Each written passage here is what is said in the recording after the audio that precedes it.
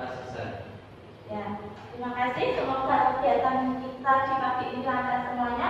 Ada yang tidak masuk? Masuk semua. Masuk semua ya. Saya absen dulu. Reza, Ilul, Tina, Tanjung, Sinta, Retno, Tina, sama Ufa. Ya, masuk semua. Alhamdulillah. Oke anak-anak, sebelum kita mulai ke kegiatan, kalian kan tadi habis selesai pelajaran kimia. Ya, ini kalian masih kelas 10, pelajaran kimia yang baru saja kalian dapatkan di SMA, kan otomatis masih meraba-raba dan jenuh ya?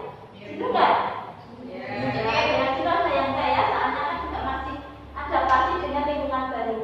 Kita permainan dulu ya. Jadi permainannya kita santai saja, melatih konsentrasi kalian. Jadi langsung saja, jika wanita menunjukkan jari jempol, kalian bilang 10 nya 1. Ya. Jika wanita menunjukkan jari telunjuk, kalian bilang berprestasi. Dan jika jari kelingking, yes. Paham? Bisa dimulai ya? Oke, mulai. 10 nya 1. Berprestasi. Yes. Berprestasi. 10 nya 1. Yes.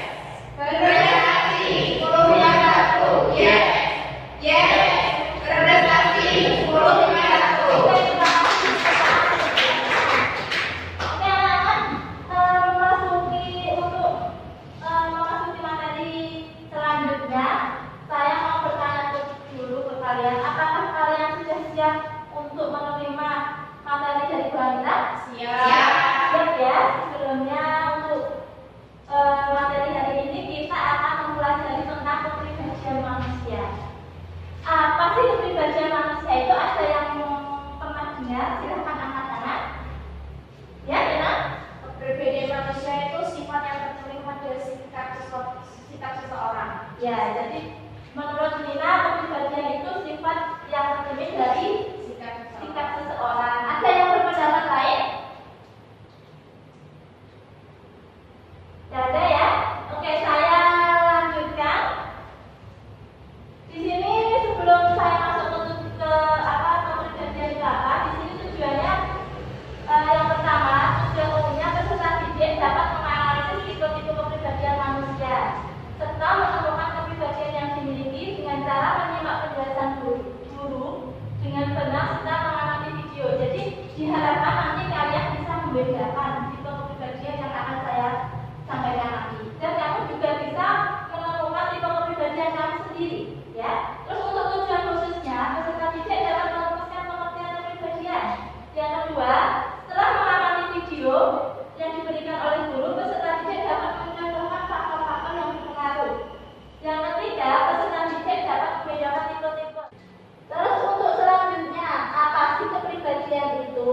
Nah, di sini Bu Anita merupakan 3 pendapat dari tokoh. Yang pertama, kepribadian itu adalah tingkah laku yang ditampakkan ke lingkungan sosial mengenai diri sendiri yang diinginkan agar dapat ditangkap oleh lingkungan sosial. Jadi dapat disimpulkan di sini tingkah laku yang ditampakkan. Jadi seseorang itu punya tingkah laku yang ditampakkan untuk pengakuan dirinya di lingkungannya. Itu yang pertama. Yang kedua,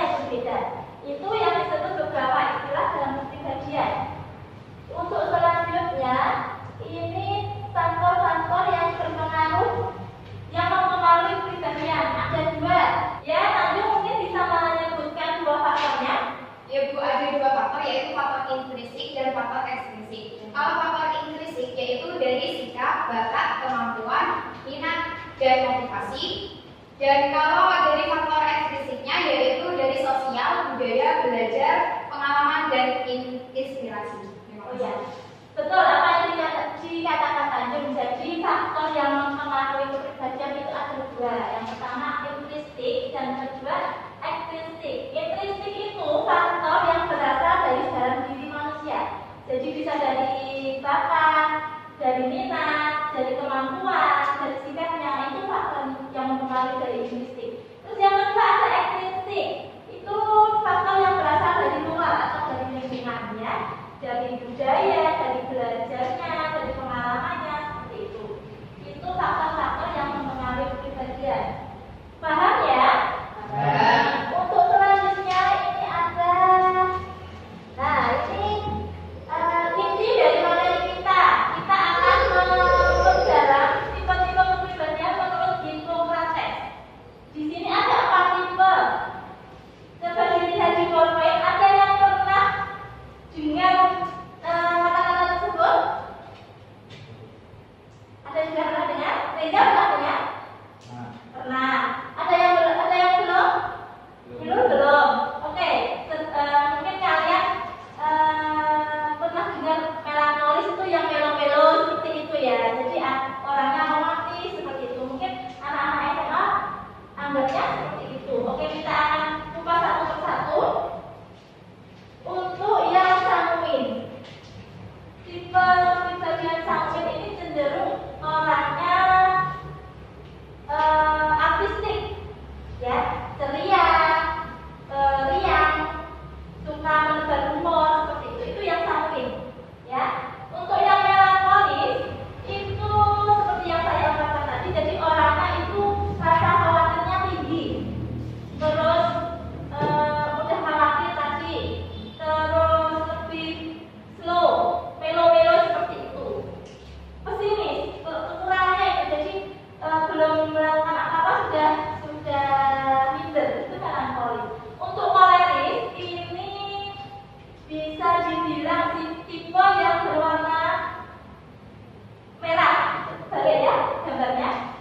Koleris itu orangnya berjiwa pemimpin, keras kepala, suka berantem. Nah, itu koleris. Reza sesuai? Oh tidak. Untuk yang pragmatis itu tipe yang bisa dibilang berwarna hijau. Jadi orangnya mudah bergaul, santai gitu, seperti itu. Dan tidak suka ribut. Sampai sini ada yang ditanyakan? Tidak. Ada yang bisa menebak saya masuk di mana? Ada yang dua tipe jadi satu nggak ada? Ada nggak? Oh, ada ya. Jadi memang kita belum paham semuanya. Setelah ini saya akan sampaikan video. Kalian pahami ya.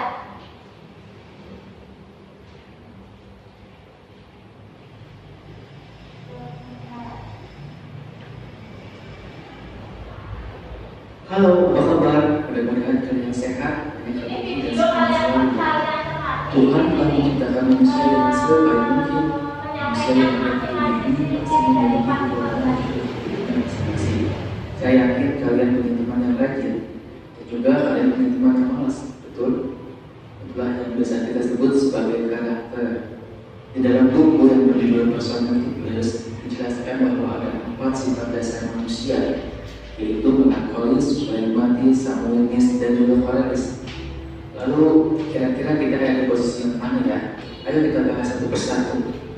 Kita kasih julukan kesimpulan course ini adalah sempurna ya. Kalau kalian teman-teman yang teratur dalam segala hal, rajin, terusnya selalu menjaga rapi, bisa disebutkan orang tersebut adalah seorang melankolis. Seorang melankolis ini punya bakat perfeksionis. Jadi dia ingin sempurna dalam segala hal, apapun yang dia kerjakan, dia ingin sempurna banget. Itulah seorang melankolis. Namun di balik kesempurnaannya, dia orangnya sangat sensitif. Terus dia suka terjebak dalam masa lalu. Kenapa sih aku begini? Kenapa sih aku begitu? Nah, itu si melankolis. Nih berikut ini ada beberapa kekuatan dari si melankolis. Analitis, serius dan juga bertujuan. Terjadwal, kreatif, sensitif, perfeksionis, senang perincian, tekun, serba tertib dan juga teratur. Hemat, kalau sudah mulai pasti dituntaskan. Berteman dengan hati-hati, puas di dalam layar, mau mendengarkan keluhan orang lain, setia dan mengabdi, sangat memperhatikan orang lain. Ada kelebihan, ada juga kelemahan. Berikut ini adalah kelemahan si melankolis. Cenderung melihat masalah dari sisi negatif, minat yang negatif dan juga pendendam, mudah merasa bersalah, terkekang pada situasi yang tidak sempurna dan juga berubah-ubah, melewatkan banyak waktu untuk menganalisa dan juga merencanakan. Jadi video dulu nanti kalian bisa bersosialisasi, tukang kritik, tapi kalau dikritik dia sangat sensitif, sulit mengungkapkan perasaan dan juga rasa curiga yang sangat besar. Apakah kalian termasuk dari 9 polis tersebut? Selanjutnya ada si pragmatis. Kita sebut si pragmatis ini si cinta damai. Kalau kalian punya teman yang santai, masuk sekolah jam 7, dia datang jam 9 lapangan, meskipun kesiangan, gak apa-apa, tenang aja. Namanya juga orang belajar. Nah, si pragmatis itu kayak gitu tuh. Orangnya cinta damai, mudah bergaul, mudah bersosialisasi, enak banget pokoknya kalau diajak berbicara. Dia orangnya tipe pendengar yang baik. Nih, tipe ini ada kekuatan si pragmatis, mudah bergaul, santai, sabar, pendengar yang baik, tidak banyak bicara, tapi cenderung bijaksana, simpatik dan juga baik hati, pernah masalah yang baik, cenderung berusaha menemukan cara termudah, baik di bawah tekanan, menyenangkan, dan juga suka dengan perasaan. Umurnya tajam, senang melihat dan juga mengawasi, berbelas kasihan tentunya, dan juga cinta damai. Kelemahannya si pragmatis ini adalah kurang antusias, terutama terhadap perubahan atau kegiatan baru, takut dan juga khawatir, banyak dari konflik dan juga tanggung jawab, keras kepala, terlalu pemalu dan juga pendiam, humornya kering dan juga mengejek, kurang berorientasi pada tujuan, sulit bergerak dan juga kurang memotivasi diri, lebih suka sebagai penonton daripada sebagai pemain, tidak senang didesak-desak, menunda-nunda dan juga menggantungkan masalah. Selanjutnya kita bahas si Samuin, yaitu si artis, si superstar. Orang kenal tipe ini banyak banget ngomongnya, cerewet banget. Tapi kalau dia lagi ada di lingkungan, pasti dia ngeramein suasana. Nah, tipe ini juga punya optimistis yang tinggi, humorisnya, mudah bergaul, emosinya sama kayak pragmatis, mudah berubah-ubah gitu. Tapi negatifnya dari si Samus ini, dia suka berpikiran pendek, susah berkonsentrasi. Nah, berikut ini adalah kekuatan si Samuel tersebut. Suka bicara, antusias dan ekspresif, ceria dan juga penuh rasa ingin tahu. Hidup di masa sekarang, berhati tulus dan juga kanak-kanakan, senang kumpul dan juga berkumpul, mudah berteman dan juga menyukai orang lain, senang dengan pujian dan ingin menjadi perhatian, menyenangkan, mudah memaafkan, mengambil inisiatif dan juga menyukai hal-hal yang spontan. Nah, selanjutnya ada kelemahannya nih. Kelemahan si Samuel ini adalah membesar-besarkan suatu hal, susah untuk diam, konsentrasinya pendek, mudah berubah-ubah, susah datang tepat waktu, sering mengambil permasalahan orang lain menjadi soal-soal masalahnya, egoistis, sering berdalih dan mengulangi cerita-cerita yang sama. Nah, itulah si Samuel. Kalau kalian termasuk tipe orang ini, maka selamat, kalian punya kelebihan juga kekurangan tentu. Selanjutnya kita bahas Cortis. Kalau kalian punya teman yang rajin berorganisasi, bahkan dia jadi ketua organisasi, dia jadi KM, dia jadi ketua RT, jadi ketua RW dan lain sebagainya, maka dia termasuk orang yang Cortis, yaitu si kuat. Nah, orang yang tipe ini memiliki jiwa kepemimpinan yang tinggi. Berikut ini adalah kelebihan si Cortis tersebut. Senang memimpin, membuat keputusan, sangat memerlukan perubahan, berkemauan keras, bebas mandiri, berani menghadapi tantangan dan juga masalah, mencari pemecahan praktis dan juga bergerak cepat, membuat dan menentukan tujuan, tidak begitu perlu teman, memimpin dan mengorganisasi, biasanya benar dan punya visi ke depan, unggul dalam keadaan darurat. Dan berikut ini adalah kelemahan psikologis, tidak sabaran, cepat marah, senang memerintah, menyukai kontroversi, terlalu kaku, sering membuat keputusan tergesa-gesa, memanipulasi dan menuntut orang lain, menghalalkan segala cara demi mencapai tujuannya, amat sulit mengaku salah dan juga meminta maaf.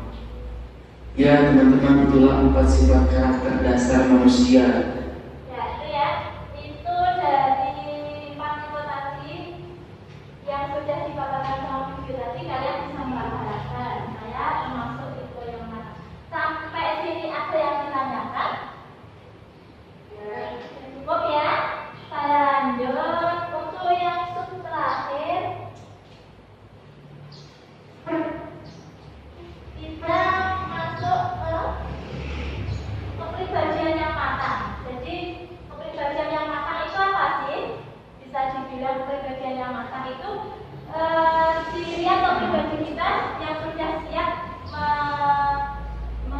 istilahnya menghadapi situasi yang ada di depan kita. Meskipun itu situasi sedih, situasi senang, kita bisa menempatkan diri kita pada semua situasi. Di sini kepribadian yang matang ada 2, yaitu ada 3, kematangan intelektual, kematangan pada dalam aspek, dan kematangan pada emosi. Untuk ke intelektual itu bisa dibilang dari dorongan psikomotor atau pikiran, ya, itu yang intelektual. Untuk kematangan pada aspek dorongan, kita bisa dibilang kematangannya itu dapat support dari lingkungan sekitar.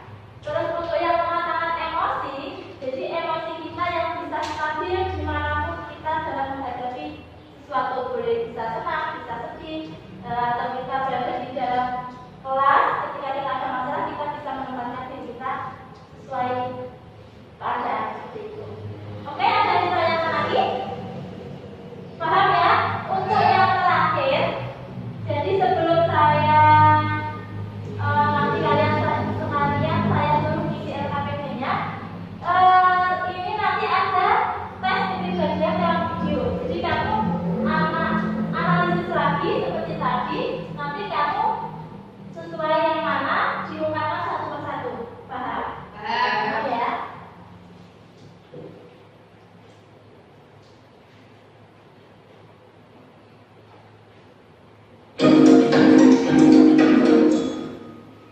Ini sesuatu yang tak logis, tapi benar. Orang-orang seringkali tahu banyak tentang orang lain, tapi tidak dengan dirinya sendiri. Tentunya, ada banyak tes psikologi yang dapat menunjukkan sisi tersembunyi kepribadianmu. Ingin mencoba? Coba perhatikan gambar ini baik-baik dan ingat jawabanmu. Gambar-gambar itu akan membuatmu mempelajari hal tak terduga tentang dirimu.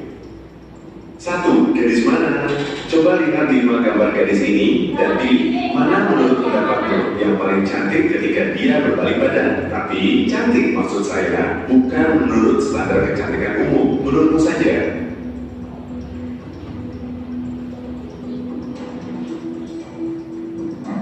2. Huruf apa? Coba lihat warna tak beraturan pada gambar ini. Bisakah kamu melihat huruf-huruf di sana? Jika tidak, coba memicingkan mata. Saya yakin ada huruf di sana. Baik, tugasmu adalah mengingat huruf pertama yang kamu tangkap.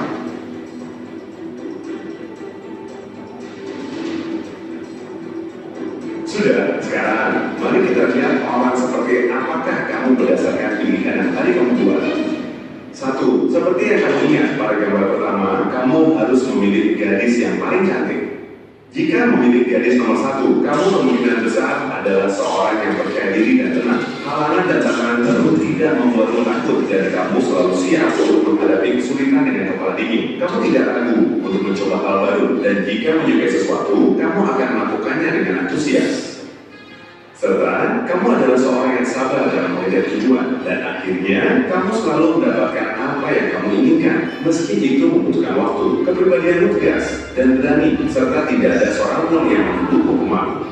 Jika gadis nomor 2 yang terlihat paling cantik menurutmu, kamu adalah seorang yang senang bersosialisasi, cepat bergaul dengan orang sekitar. Meski terkadang bisa menjadi naif, kamu tahu pasti cara untuk mencapai tujuanmu. Berkat kepribadianmu yang santai, kamu memiliki banyak teman dan selalu senang serta bahagia.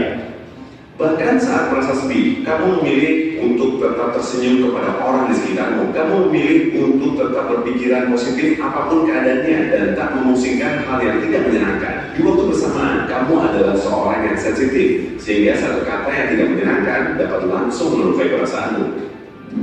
Jika memilih gadis nomor 3, kamu adalah seorang yang agak pemalu malu dan sopan. Kamu biasanya tidak bisa langsung terhubung dengan orang lain, dan untuk berteman dengan seseorang, kamu membutuhkan waktu. Kamu akan menunjukkan siapa dirimu hanya setelah mengenal baik seseorang. Kamu senang jika segala sesuatunya sesuai dengan rencanamu. Itu sebabnya spontanitas tidak cocok denganmu. Juga, kamu adalah seorang yang baik dan berusaha untuk menghindari konflik sebisa mungkin serta tidak menyimpan dendam. Kamu berusaha untuk memahami apa yang orang lain pikirkan dan rasakan. Dan kamu siap untuk berkorban untuk membuat orang yang kamu sayangi merasa bahagia. Di waktu yang bersamaan, keselarasan adalah hal yang penting bagimu. Itulah mengapa kamu butuh waktu menyendiri sesekali. Jika kamu memiliki gadis nomor 4, kamu adalah orang yang sangat tenang, sangat sulit untuk membuatmu bingung atau mempermalukanmu. Kamu lebih suka mendengarkan pikiranmu daripada hatimu. Kamu tahu pasti bahwa kamu dapat meraih banyak hal dan dapat menangani segala rintangan yang mungkin kamu hadapi.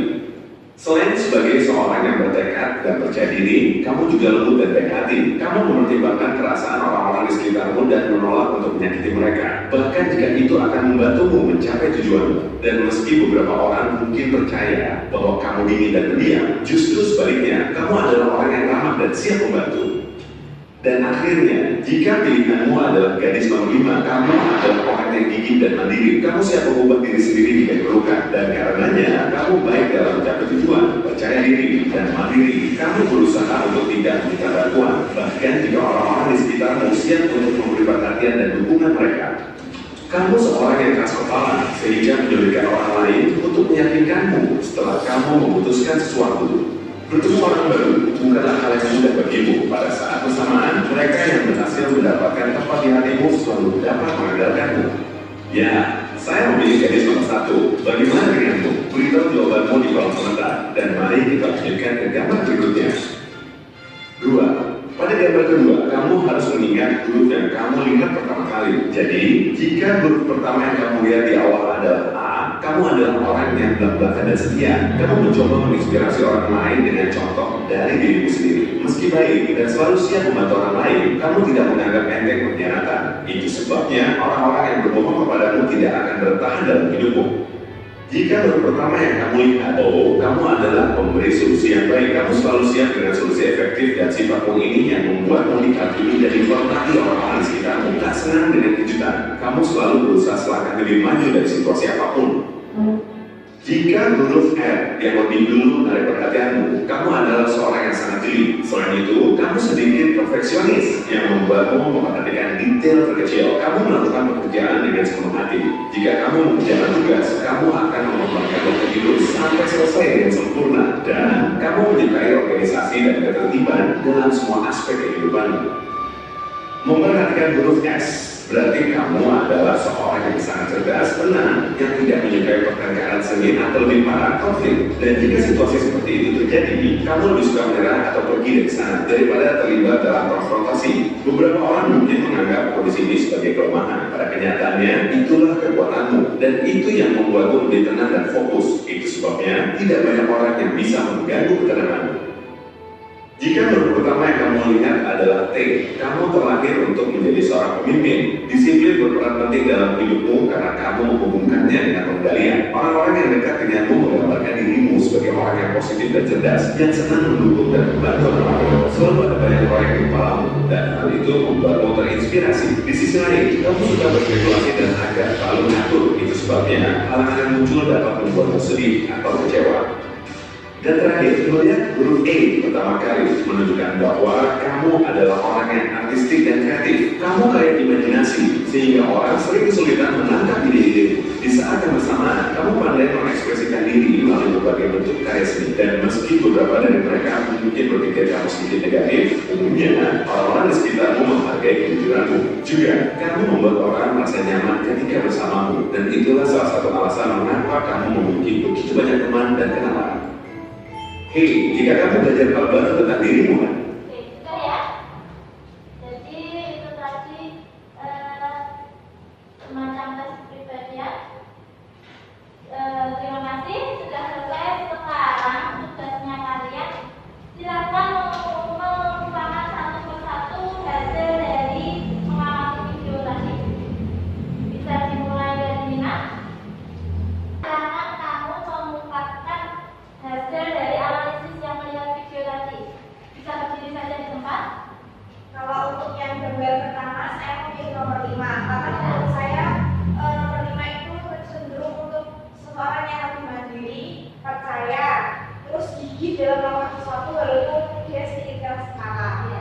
Terus untuk yang angka saya yang pertama kali saya lihat yaitu huruf R, yaitu orangnya detail dengan sesuatu hal kecil, terus harus kalau bisa melakukan sesuatu harus berhasil dengan sempurna, terus sudah menyamai organisasi. Sesuai nggak sama diri kamu? Sesuai. Terus untuk tipenya, aku cenderung ke Kalau tipe saya pragmatis. pragmatis. Oke, terima kasih Nina.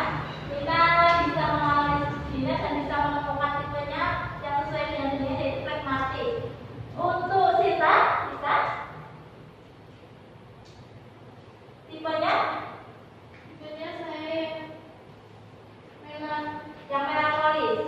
Oke, Sita melankolis. Untuk Tanjung bisa mengungkapkan hasil videonya tadi.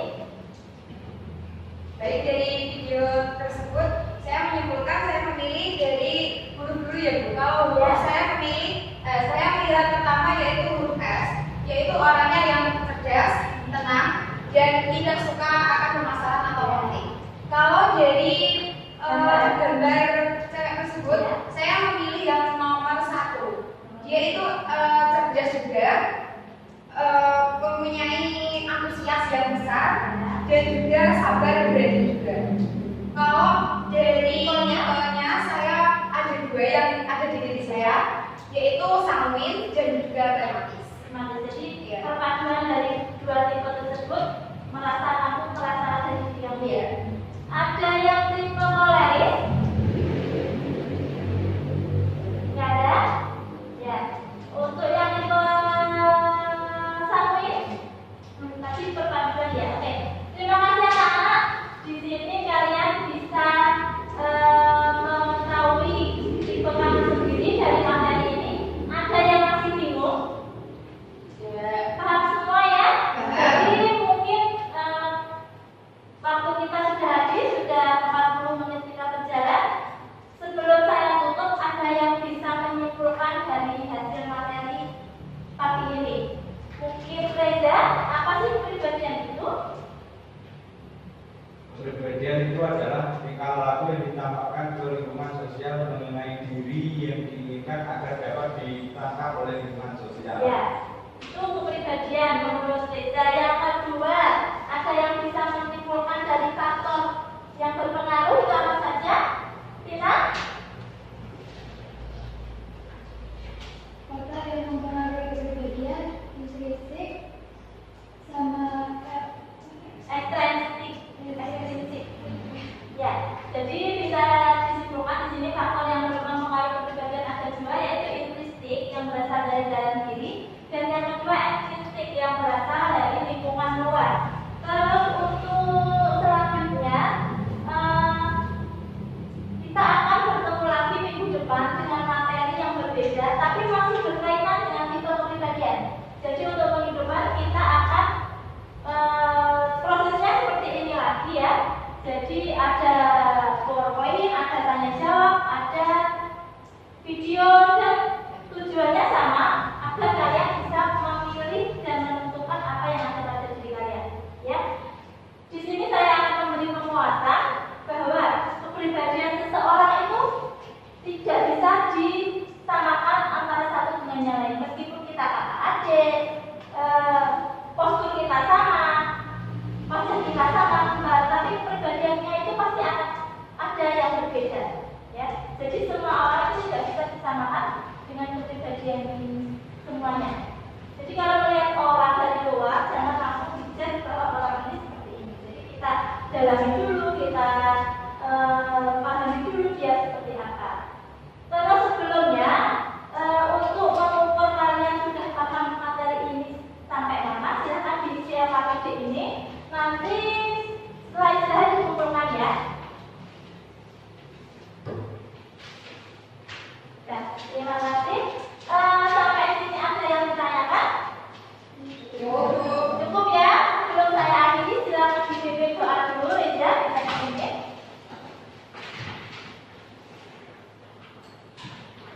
Doa mulai.